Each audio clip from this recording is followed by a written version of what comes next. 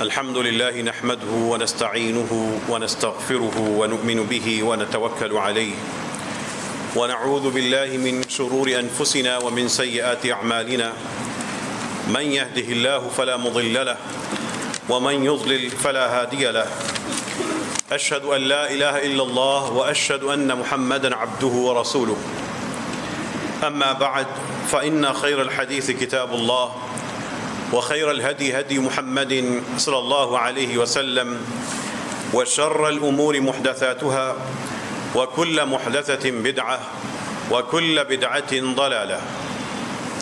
أعوذ بالله من الشيطان الرجيم. بسم الله الرحمن الرحيم.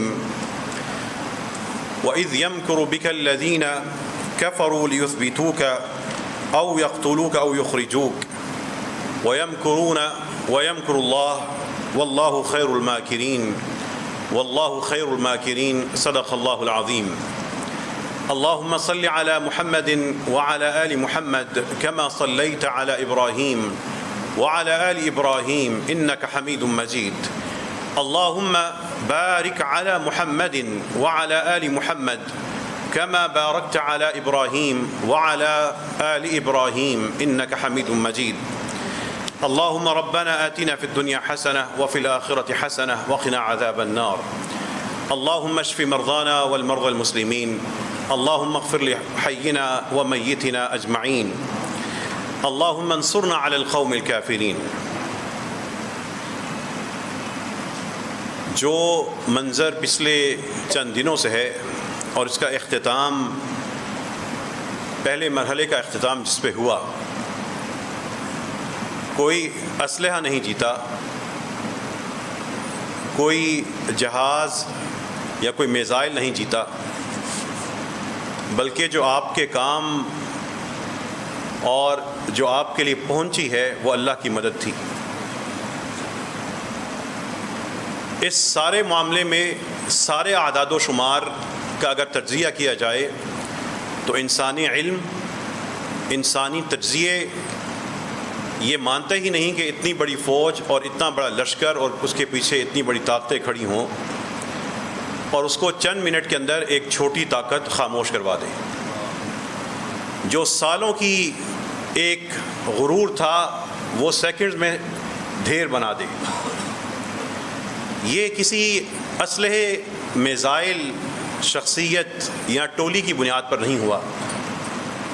اگر یہ ہوا ہے تو بتائیے آپ کا دل کیا کہتا ہے، کس کی بنیاد پہ ہوا ہے؟ رب کی مدد آئی تھی. یہ جنگ آپ کو قرآن کریم کی بہت سی آیتیں اس طرح سمجھا دیں گی جو ترجمہ پڑھ کے سمجھ نہیں آتی. یہ جو میں نے آیت پڑھی ہے، یہ آیت کا مفہوم یہ ہے کہ جب اے نبی محمد صلی اللہ علیہ وسلم آپ کے خلاف سازش ہو رہی تھی، آپ کے خلاف سازش کر رہے تھے وہ لوگ کون؟ الذین کفروا، جو مومن نہیں ہیں، اسلام والے نہیں ہیں. سازش کیا کر رہے تھے؟ لیثبتوک او یقتلوک او یخرجوک، آپ کو گرانے کی، آپ کو قتل کرنے کی، آپ کو یہاں سے نکالنے کی سازش کر رہے تھے. سازش کرنے کے لفظ پہ رک جائیں. قرآن میں سازش کا لفظ آتا ہے، یمکر کا لفظ آتا ہے، اسی سے ہم اردو میں کہتے ہیں مکار، لیکن عربی میں یمکر کا جو لفظ ہے دو مفہوم میں، مثبت اور منفی دونوں مفہوم میں ہے. اگر کوئی بری انسان چیز سوچے تو وہ سازش کہلائے گی اور عربی اس کے لیے یمکر ہی کہے گا، اور اگر وہ اچھی تدبیر سوچے تو بھی یمکر کا لفظ استعمال ہوتا ہے. اللہ تعالیٰ کے لیے یمکر کہ وہ تدبیر کرتا ہے، اور جب منفی بات ہوتی ہے تو وہ یمکرون اور وہ سازش کرتے ہیں. سازش کے لفظ پہ ٹھہر جائیے. ہم کمزور ایمان والے لوگ ہیں، ہمارے اعمال بڑے ہی برے ہیں. اگر ہم اپنا تجزیہ خود بھی کریں تو ہم بطور مسلمان ہم اسلام کے بنیادی معیاروں پر بھی پورا نہیں اترتے. لیکن جیسے بھی ہیں نا، ہمارا تعلق رسول اللہ صلی اللہ علیہ وسلم سے ہے. ہم اللہ پر ایمان رکھتے ہیں اور اپنی توحید میں کوشش کرتے ہیں کوئی آنچ نہ آئے. عملی طور پہ ہماری کوتاہیاں ہیں، لیکن ان کوتاہیوں کے باوجود جو کفر والے ہیں وہ ہمیں اپنے لیے خطرہ ہی سمجھتے ہیں، اس لیے کہ ہماری نسبتیں رسول اللہ صلی اللہ علیہ وسلم سے ہیں، اس لیے کہ ہماری بندگی صرف رب کے لیے ہے۔ ان کو یہ دو چیزیں ہی ان کو زہر لگتی ہیں، اور وہ مسلسل رسول اللہ صلی اللہ علیہ وسلم کا دور ہو، ابو بکر کا ہو، عمر کا ہو، عثمان کا ہو، علی کا ہو، اس کے بعد آج تک کا کوئی کتنا ہی کمزور مسلمان حاکم یا شخص یا علاقہ ہو، وہ ان کے بارے میں منفی ہی سوچیں گے اور اس کی تدبیر اور پلاننگ کرتے رہیں گے۔ اب رسول اللہ صلی اللہ علیہ وسلم کو جب وہ قتل کرنے کی اور نکالنے کی سازشیں کر رہے ہیں تو قرآن کہتا ہے وَيَمْكُرُونَ، وہ اپنی سازشوں میں لگے ہیں، وَيَمْكُرُ اللَّهُ، اور اللہ اپنی تدبیر کر رہا ہے۔ آپ نے زندگی میں پھر اگر دیکھنا ہو کہ اللہ نے اپنی تدبیر کر کے آپ کے دیس پاکستان پر، آپ کی قوم پر، آپ کی فوج پر، کشمیریوں پر، عالم اسلام پر اللہ تعالیٰ نے جو تدبیر کر رکھی تھی، تو آج کے حالات کو آپ اس نظر سے اس آیت کی روشنی میں دیکھنا شروع کر دیں۔ وَيَمْكُرُونَ، وہ بھی وہ سازشیں کر رہے ہیں، وَيَمْكُرُ اللَّهُ، اللہ اپنی تدبیر کر رہا ہے، وَاللَّهُ خَيْرُ الْمَاكِرِينَ، آخر میں تدبیر کرنے والے یا سازش کرنے والے جو بھی ہوں، سب سے بہترین تدبیر کرنے والا اللہ تعالیٰ ہے۔ واللہ خیر الماکرین، اللہ بہترین تدبیر کرنے والا ہے۔ اس سارے کے سارے حالات میں قرآن کی ایک اور آیت سمجھ لیں۔ یہ قرآن جو آئینہ ہے، آپ جب کوئی زندگی میں سماجی، نفسیاتی، ذہنی، انفرادی، تجارتی، سیاسی کوئی آپ کو مسئلہ درپیش ہونا، قرآن سے اتنا تعلق مضبوط بنا لیں کہ اس کے اندر میں جا کے دیکھتا ہوں وہاں پہ میرا رب کیا کہہ رہا ہے۔ آپ کو ایک اور بات سمجھ آئے گی۔ ہم نے پچھلے 25-30 سال میں ناچ کر، گانے گا کے، ان کے سامنے رقص کر کے، اپنا لبادہ بدل کر، ہم نے روشن خیالی کے نام پہ، سب سے پہلے پاکستان کے نام پہ ان کو راضی کرنے کی ساری کوششیں کی۔ ہم نے اپنے جہاد والے بھائی اپنے ہاتھوں ہم نے مروائے، ہم نے روشن خیالی کے نام پہ اپنی بیٹیاں اٹھا کے ان کو دیں، ڈالر میں سودے کیے۔ ہم نے اپنے برادر اسلامی ملک کا سفیر پاکستان سے اٹھا کے، حالانکہ پوری دنیا میں کوئی کافر ملک بھی ہو تو کسی کا سفیر کسی اور کے اوپر نہیں کرتا، میں ملا عبدالسلام ضعیف کی بات کر رہا ہوں، وہ بھی ہم نے ان کو دے کے گھٹیا اور ان نچلی سطح تک گئے۔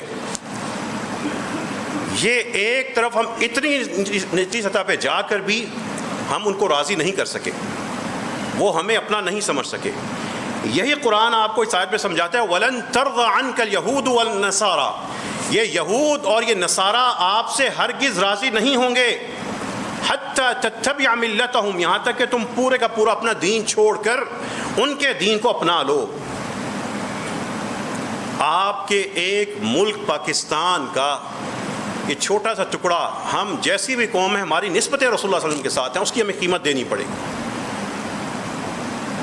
وہ ایک اس ٹکڑے کو برباد کرنے کے لیے جو طاقتیں پیچھے کھڑی تھیں، ایک طاقت لڑ رہی ہے، اس کو اسلحہ کس نے دیا ہوا ہے، ڈرون جہاز کس کے آ رہے ہیں، ان کو طیارے بنا کے کون دے رہا ہے۔ وَيَمْكُرُونَ، وہ مسلسل تدبیر کرتے رہیں گے۔ وَلَن تَرْضَ عَنْكَ الْيَهُودُ وَلَا النَّصَارَى، کمزور سے کمزور تر مسلمان کو بھی کھڑا کر دیں وہ بھی ان کو اچھا نہیں لگے گا۔ راسخ العقیدہ کو تو ویسے ہی وہ آگ سمجھتے ہیں۔ آپ کو قرآن کی یہ آیتیں آج کے حالات سے آپ سمجھ لیں، قرآن آپ ہی کے حالات کے لیے ہے۔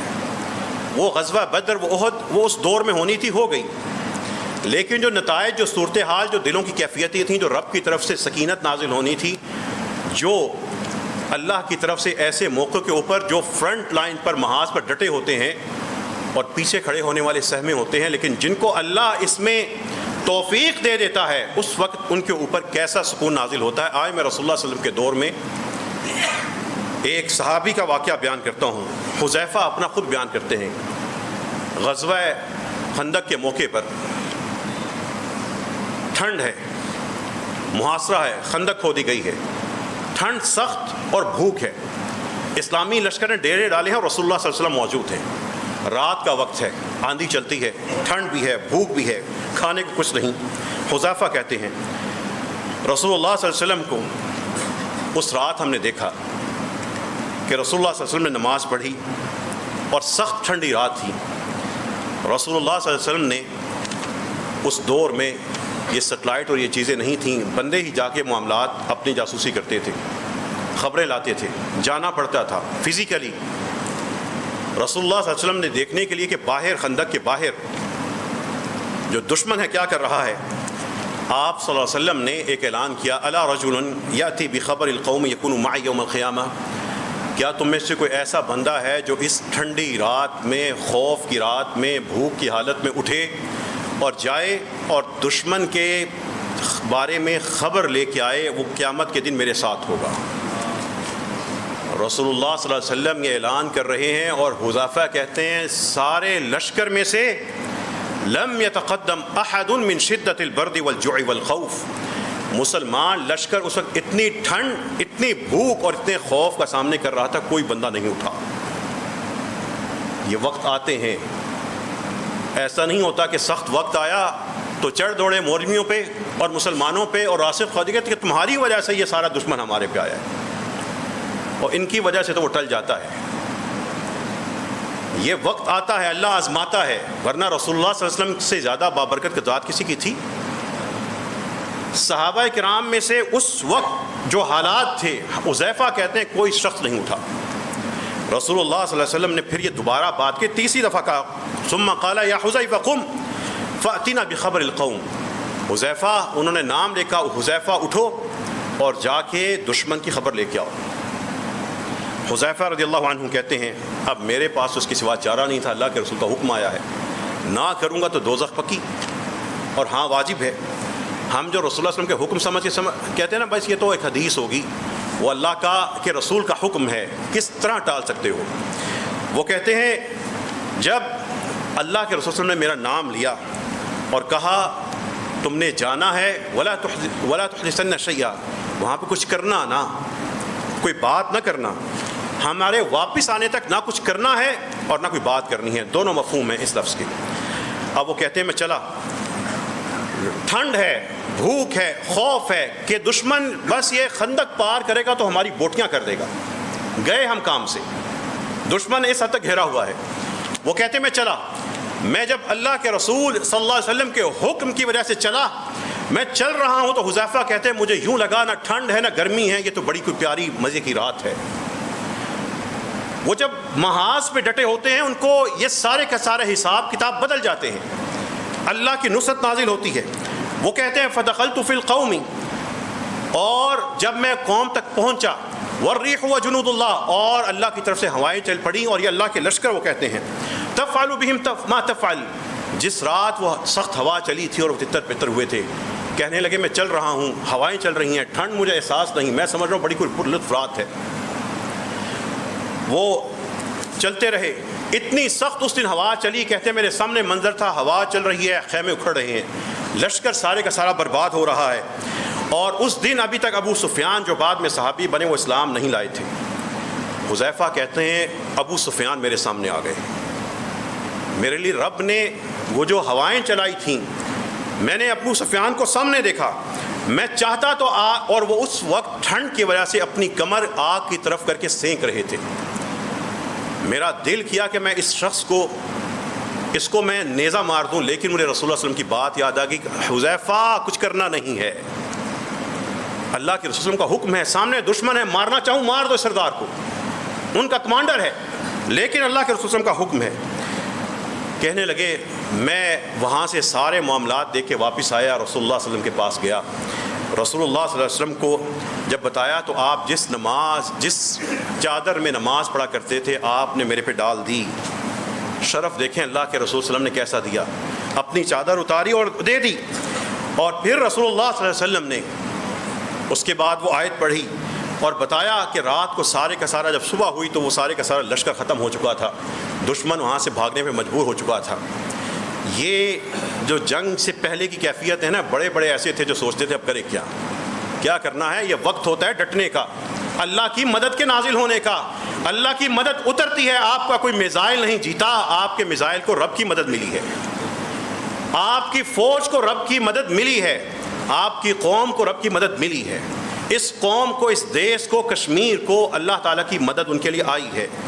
ہمارا ایمان، ہمارے اعمال ایسے نہیں ہیں، لیکن رب کی رحمت کی اتنی وسعت ہے کہ وہ جو ہمارا تعلق رسول اللہ صلی اللہ علیہ وسلم سے ہے اور توحید پہ ہے، اللہ تعالیٰ اس کو پسند کرتے ہیں۔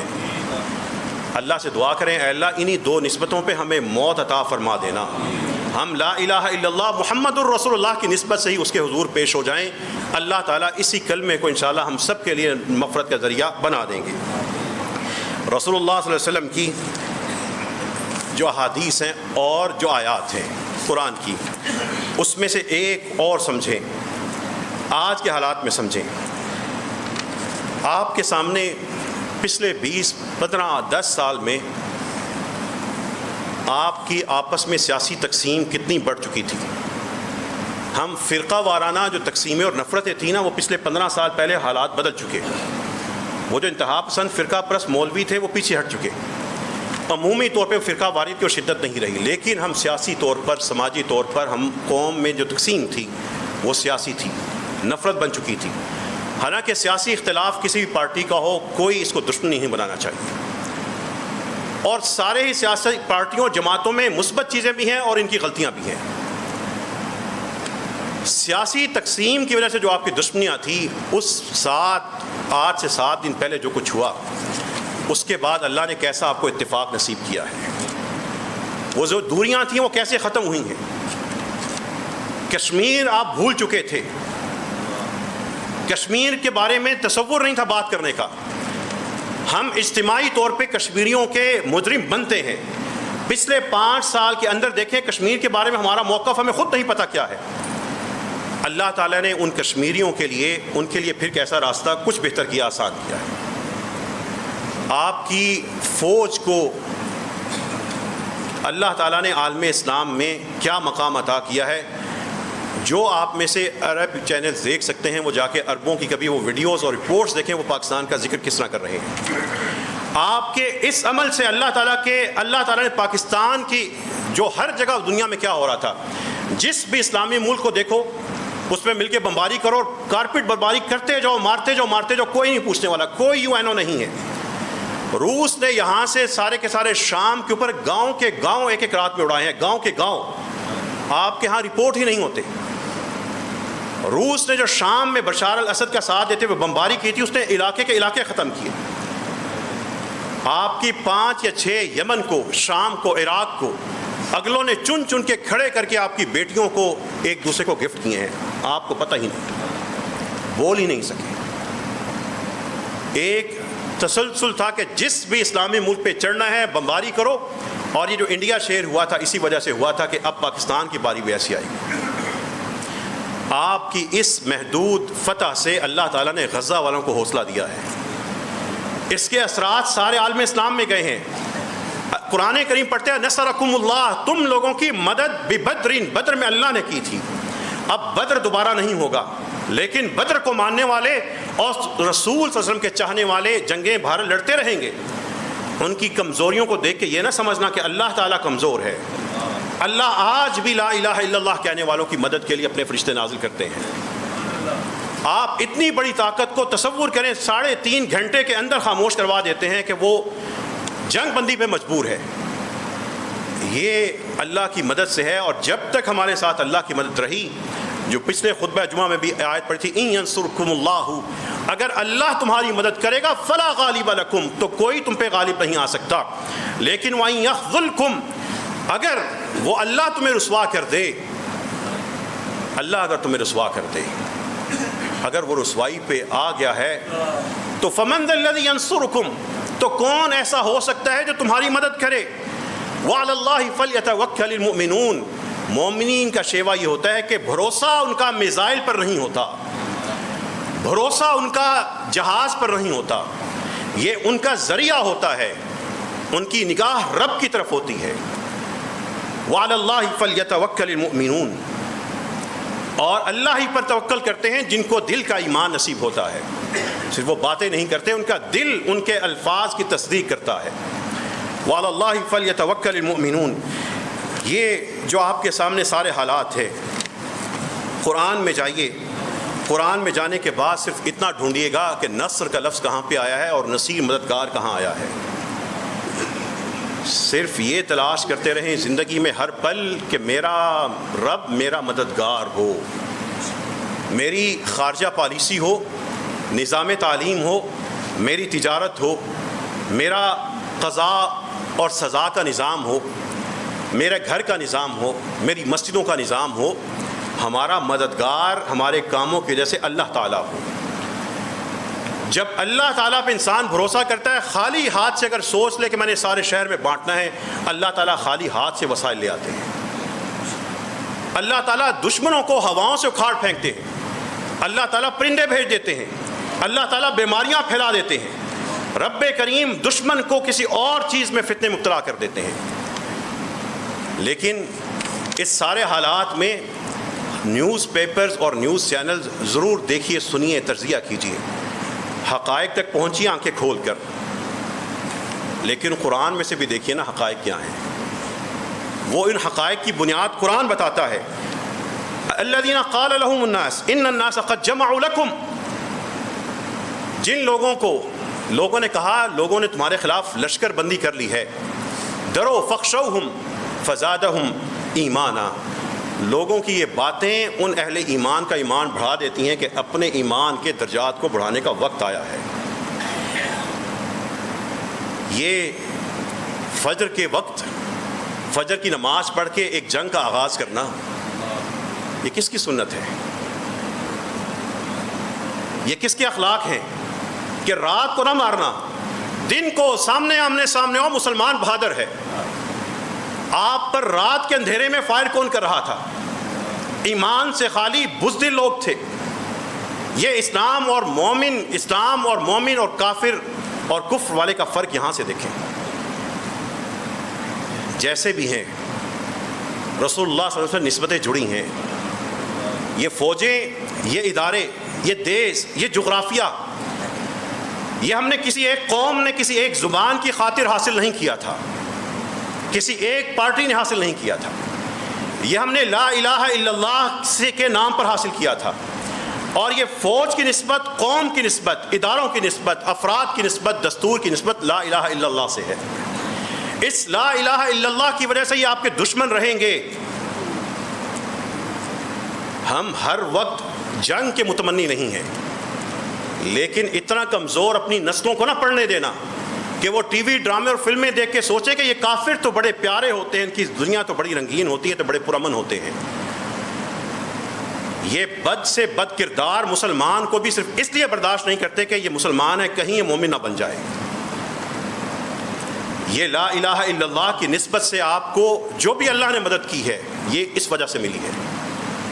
لیکن یہ جذبات میں صرف یہ کہہ دینا کہ اٹھو سارے کے سارے، اور پھر جہاد کو اس جذبات کی وجہ سے کھیل بنا لینا، اس کی قیمت ہم نے پہلے بھی ادا کی ہے، آئندہ ہمیں ادا نہیں کرنی چاہیے. ایک قیمت ہم نے ادا کی ہے، بڑے پیارے نوجوان، جوانیوں والے، مختلف لشکروں اور ٹولیوں کے نام پہ جو ہم نے بھرتی کر کے لیکن اپنے خفیہ ایجنڈوں کی خاطر ان کو مروا دیا. بہت سو کے باپ اور بھائی اور یہاں پہ میرے نزدیک بیٹھے ہوں گے. ہمیں کھیل دوبارہ نہیں کھیلنا چاہیے. اور وہ نوجوان جو میرے سے آ کے بحث کرتے ہیں کہ عالم اسلام کا یہ حال ہے، ہمیں یہ کرنا چاہیے، وہ کرنا چاہیے، کچھ نہیں کرنا چاہیے. آپ جس ڈسپلن میں ہیں، اس دیش کے نظام تعلیم کے مطابق بہترین تعلیم حاصل کریں، فوج کا جا کے حصہ بن جائیں.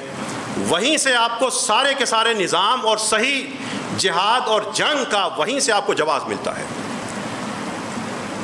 اس لیے اس فوج کو، ان اداروں کو، اس کے اندر جائیں، آگے بڑھیں، اور جیسے جیسے اچھے لوگ بڑھتے جائیں گے آپ مثبت اور صحیح طریقے سے اور پاکستان کے قوانین کے مطابق اور دنیا کے قوانین کے مطابق آہستہ آہستہ اپنا کردار بہتر ادا کریں گے. ورنہ ایک پالیسی ساز آئے گا، آپ کو 3-4 سال کے لیے جنگ اور جہاد کے نام پہ جتھے بنوائے گا، لڑوائے گا. دوسرا آئے گا، آپ کو ثبوت کے ساتھ گرفتار کر کے خود ڈالر کھائے گا. یہ جوانی ایسے کھیلوں میں ضائع نہ کرنا. یہ اگر جہاد کرنا ہے تو سب سے بہترین طریقہ یہ ہے کہ عالم اسلام کے جو ممالک ہیں ان کی افواج میں داخل ہو جائیں. وہ مسلمان ہیں، وہ جب آپ داخل ہوں گے تو سمجھ آئے گا ہماری قوت اتنی ہے، دوسروں کی اتنی ہے، ہم اس کے لیے تیاری کر رہے ہیں، اس میں وقت لگتا ہے.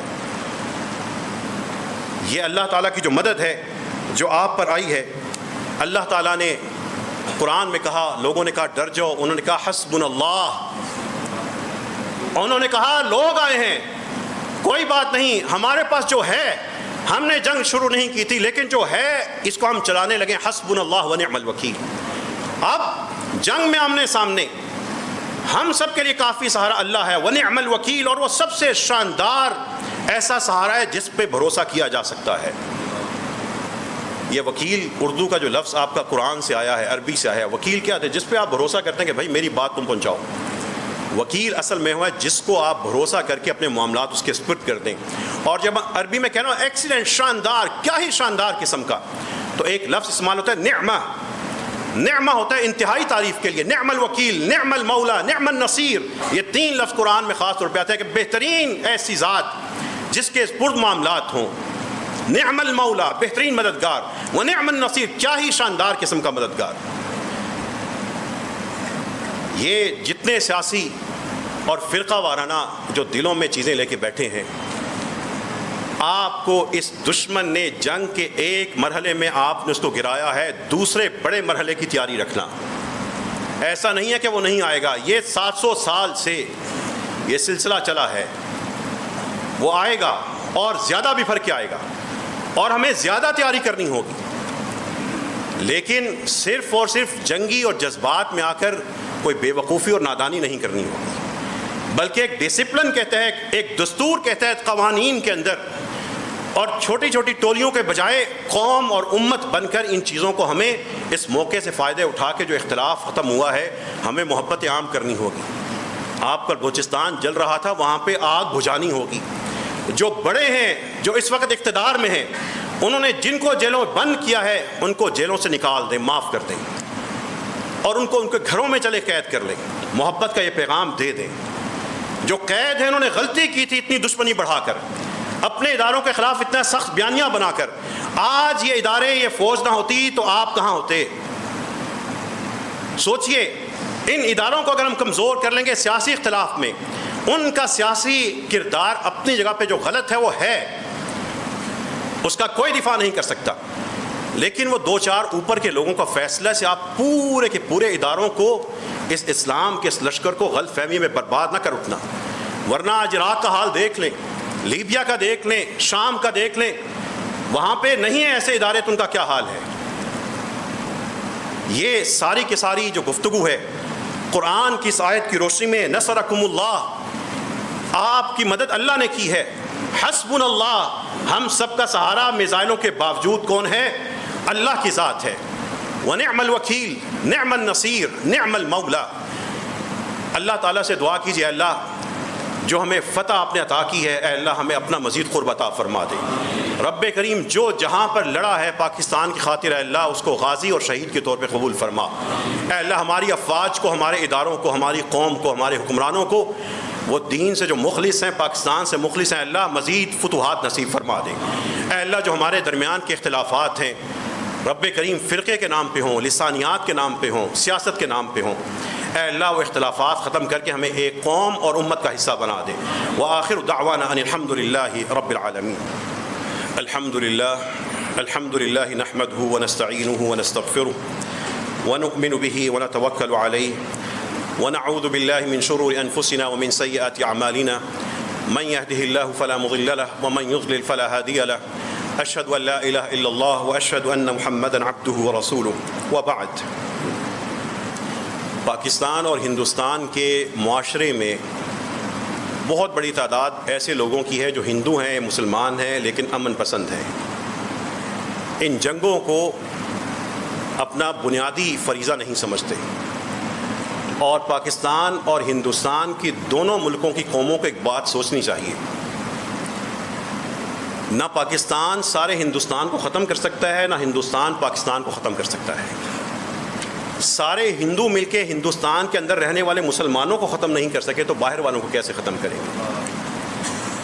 بطور قوم ہمیں کچھ بطور مسلمان اور کچھ چیزیں بطور قوم سمجھنی چاہیے۔ ایسا نہیں ہو سکتا کہ آپ ہندوستان کو ختم کر دیں، اللہ تعالیٰ کی شان اور طریقہ یہ دنیا میں نہیں ہے۔ یہ سوچنے کی بات ہے کہ ہم نے اپنا دفاع کر لیا، انہوں نے جو کرنا تھا انہوں نے بھی کر لیا، لیکن جب ان کے پیچھے جو طاقتیں کھڑی ہیں وہ مغربی ہیں اور اسلحہ بیچنے والے ہیں. ہم نے جن کے میزائل استعمال کر رہے ہیں، ٹھیک ہے ہماری ضرورت ہے، لیکن پیچھے جن کا اسلحہ آ رہا ہے وہ بھی مسلمان نہیں ہیں. آخر یہ سارا اسلحہ کیا ہم خود مسلمان ملک نہیں بنا سکتے؟ پاکستان تو بڑی تعداد میں بنا رہا ہے. پہلی چیز کہ ہمارے مسلمان ممالک کو خود کفیل اس میں ہونا چاہیے. دوسری چیز کہ یہ پاکستان اور ہندوستان میں غربت دیکھیں، ان کو مسلسل لڑوا کر، لیکن ہمارا ٹیلنٹڈ نوجوان یہاں سے جا کے امریکہ اور برطانیہ اور ان ممالک کی ان کمپنیوں میں اچھی تنخواہ لے کے پروڈکٹس وہ بنا رہا ہے. آئی ٹی کی جو ساری کی ساری چیزیں ہیں، بیک اینڈ پہ انڈیا اور پاکستان اور ان ممالک کے بہت بڑی تعداد میں لوگ کام کرتے ہیں. نوجوان ہمارے ان علاقوں کے ہیں، جا کے کام وہاں پہ کرتے ہیں اور ہم ان کے محتاج ہیں. ہم اگر کوئی درمیانی دونوں ملکوں کے لوگ راستہ نکال کر، نہ جذباتی ملا ادھر نہ وہاں پہ، ان لوگوں کو تھوڑا سا ٹھنڈا کر کے کچھ انسانی مسائل حل کر کے، یہ اس خطے کے لوگ اگر یہ طے کر لیں کہ ہم نے اپنے خطے کو ڈیولپ کرنا ہے، یہ غربت ختم کرنی ہے، سسکتا ہوا انسان جو مرتا ہے علاج کے بغیر، ہم نے اپنے ڈاکٹرز کو، آئی ٹی کے لوگوں کو پروموٹ کر کے ایک اچھا معاشرہ بنانا ہے. جیسے یورپین کنٹریز کے اندر ساری کی ساری سہولیات ملتی ہیں، ہم دے سکتے ہیں. ہم ان جنگوں کے علاوہ سے نکل کے جائیں تو ہمارے دیش سنور سکتے ہیں. یہ سارے کا سارا نظام جہاد سے دستبرداری کی بنیاد پر نہیں ہوگا، اس کی تیاری پوری اسی طرح ہوگی. فوج کو جتنے فنڈز ملتے ہیں اس سے دگنا کر دیں، لیکن فوج ان کو صحیح طریقے سے کرے، آڈٹ کا نظام بھی سخت کر دیں. لیکن آپ کے خطوں کی بربادی، یہ انتہا پسند ادھر کے ہوں یا ادھر کے ہوں، وہ خراب بھی کرتے ہیں. یہ بھی ہمیں سوچنا ہوگا کہ کیا ہم انتہا پسندی کا شکار تو نہیں ہوں گے. پہلے بھی افغان جہاد کے نام پر آپ کو بڑے بم دھماکے سہنے پڑے ہیں، کھیل تھے خفیہ وہ جھیلنے پڑے ہیں، ماؤں کی گودیں اجڑی ہیں، باپ روتے ہوئے دنیا سے گئے ہیں کہ تم نے میرے بچے اجاڑ دیے. جذباتی مولوی نے پیسے لے کے تقریریں کر کے لوگوں کو بگاڑا ہے. یہ کھیل ہوا ہے، یہ ممبروں سے ہوا ہے. ہمیں لوگوں کو بر وقت آنکھیں کھولنے کا، اللہ کے حضور پیشی کا ڈر ہے تو ہمیں یہاں پہ کھڑے ہو کے سچ کہنا ہوگا. ہم جہاد کے نام پر خفیہ کھیل کھیلتے ہوئے ہم کشمیر کے معاملے میں دنیا کے سامنے مجرم ہیں، حالانکہ کشمیری مظلوم تھے. دنیا کشمیر کے معاملے میں ہمارا موقف تسلیم کرنے سے کیوں انکاری ہوئی کہ آپ چھپے چھپے کوئی کھیل کرتے ہیں، آپ دہشت گرد ہیں. ہم سر عام کھلم کھلا ان کی مدد کرتے، کوئی کھیل نہ کھیلیں تو کشمیر کا مقدمہ اور ہوتا. پابندیاں ہم پہ نہ کسی اور پہ لگتی. یہ آپ کا دین آپ کو صرف مرنا نہیں سکھاتا، شہادت سے پہلے جینا بھی سکھاتا ہے، چوکنا کرنا بھی سکھاتا ہے. چوکنے بھی رہیے. ان سارے کے سارے میں جذبات میں آ کر اپنے آپ کو، خاص طور پہ نوجوان، پھر کسی ایسی آگ میں نہ ڈال دینا جو آگ چمکائی گئی ہوتی ہے، جو چلائی گئی ہوتی ہے کسی اور کھیل کے لیے. اللہ تعالیٰ سے دعا کیجیے اللہ ہمیں ہمارے گھروں کو، ہمارے نوجوانوں کو، ہماری افواج کو، ہمارے پیارے پاکستان کو اے اللہ ہر قسم کی سازش سے بچا لے. اے اللہ ہر معاملے میں ہمیں فتح نصیب فرما. ربنا آتنا فی الدنیا حسنہ. اے اللہ ہم دنیا میں سب سے پیاری چیز مانگتے ہیں، ہمارے دیش کو بھی سب سے پیارا بنا دے، ہماری افواج کو بھی سب سے طاقتور بنا دے، ہمارے فوجی کو بھی اللہ بہترین ایمان نصیب فرما، ہمارے سپہ سالاروں کی مدد فرما. اے اللہ جو ہمارے حکمران ہیں ان کو بھی ہم سے اور اسلام سے اخلاص عطا فرما دے، اور مخلص ہے تو اللہ ان کے اخلاص میں اضافہ فرما. اور اے اللہ یہ سب ہمارے ہاتھوں کی کمائی ہے. یہ جو قوم اور یہ بیٹھی ہے، اے اللہ اس قوم کو بھی بہترین کر دے تاکہ ہمیں بہترین حکمران نصیب ہو جائیں. اے اللہ ہمیں اپنے گھرانوں کو اصلاح نصیب فرما. رب کریم ہمارے ہر بیمار کے کو شفا عطا فرما دے. رب کریم جو زخمی ہیں ان کو سکون عطا فرما. جو شہید ہوئے ہیں اللہ ان کی شہادت قبول فرما. جن کے گھر برباد ہوئے ہیں اللہ ان کو بہترین گھر نصیب فرما. اے اللہ جو ڈٹے ہوئے ہیں ہمارے محافظ ہیں اللہ ان کی حفاظت آپ فرما دیں. رب کریم جو ہم سوتے ہیں لیکن وہ جاگتے ہیں اور دفاع کرتے ہیں اللہ ان کی مدد فرما. رب کریم ہر مسلمان کے لیے، رب کریم ہر مسلمان کے لیے بہترین مضبوط اسلامی ملک اور اسلامی فوج نصیب فرما دے. رب کریم جہاں پہ بھی کوئی اس وقت تکلیف میں ہے، کہیں ٹارچر ہو رہا ہے، زیر زمین ہے، جکڑا ہوا ہے، اسلام کی وجہ سے تکلیف برداشت کر رہا ہے، مارا جا رہا ہے، جیلوں میں ہے، وہ مسلمان ملکوں میں بھی ہوتا ہے. اے اللہ ایسے مظلوم مسلمان پہ اپنی طرف سے سکون نازل فرما دے، اس کو دنیا کی تکلیفوں سے بے نیاز کر دے، بے خبر کر دے۔ اے اللہ جو ہمارے جتنے بھی اس دیس میں ہمارے خلاف دشمن ہیں، اے اللہ یا ان کو تو ہدایت دے یا اللہ ان کو ناکام فرما۔ اے رب کریم ہر فوت شدہ کی مغفرت فرما دے، اے اللہ ہر فوت شدہ ہمارے کی مغفرت فرما دے، جو زندہ ہیں اللہ ان کی بھی مغفرت فرما۔ وآخر دعوانا ان الحمد للہ رب العالمین۔